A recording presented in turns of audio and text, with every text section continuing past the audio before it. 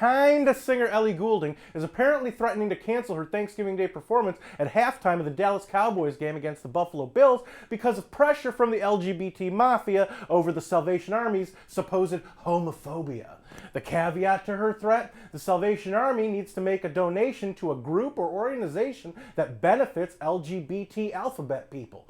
Now, sorry, alphabet people, but if I were Jerry Jones and the Cowboys, I'd tell Goulding her appearance is no longer needed.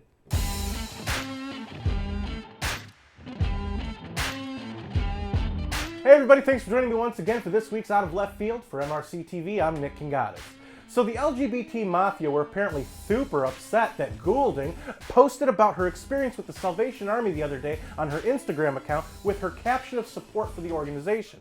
The LGBT Mafia seems to want Goulding to have none of that and, like so many others before her, pressured the singer to the point she's now holding her performance at this year's Cowboys Thanksgiving halftime show ransom. Quote, "I am a committed philanthropist, as you probably know, and my heart has always been in helping the homeless, but supporting an anti-LGBTQ charity is clearly not something I would ever intentionally do. Thank you for drawing my attention to this." Unquote. In response to Goulding, the Salvation Army stated that, quote, "An individual's sexual, gender identity, religion, or lifestyle has no bearing on our willingness to provide service," unquote.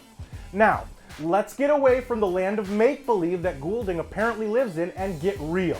If you're Cowboys owner Jerry Jones, someone who's clearly not been afraid of controversy over the years, the easy move here is to get rid of Goulding. Now think about it. In order to be announced as the halftime performer, Goulding and her representatives would have had to agree to go through with her act, right? The Cowboys Thanksgiving partnership with the Salvation Army has been around since 1997, when Goulding was still only 10 years old. So, knowing that the Cowboys had that partnership, isn't it Goulding and her rep's fault for ignorantly agreeing to something that they later had a problem with?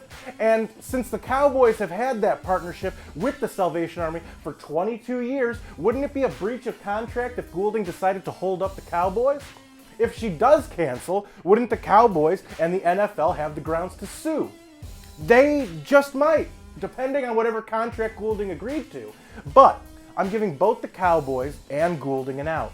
Just get someone else who'd be more than happy to have the exposure of performing during halftime of what is now a Thanksgiving Day tradition: football.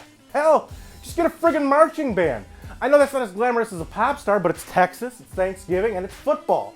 Who needs pop stars at a time like that? A marching band would do just fine. Football games used to have marching bands perform all the time during halftime.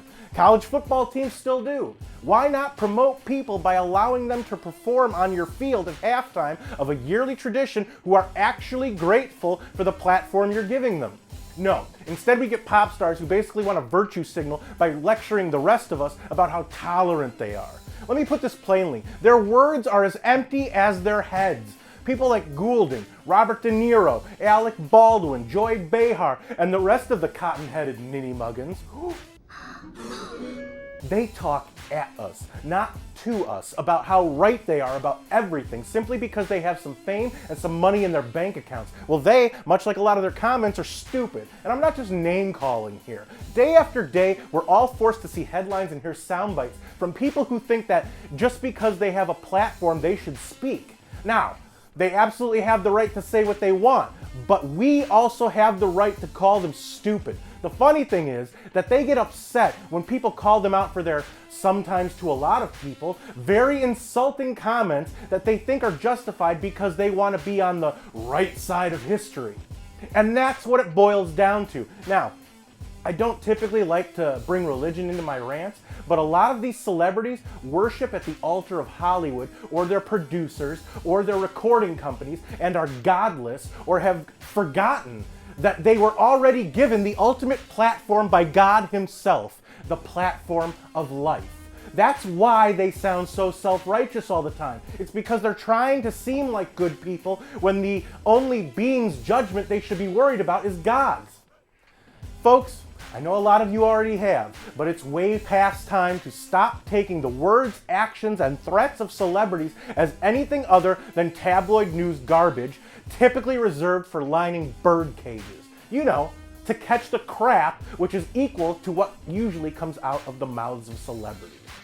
If you like this video, don't forget to share it. That's the best way to let us know that you want these videos to keep coming. Subscribe to our YouTube page and ring that notification bell so YouTube might actually let you know when MRC-TV comes out with a new video. Like us on Zuckerbook and follow us on Instaburg and the Dorseyverse. For MRC-TV, I'm Nick Kangadis.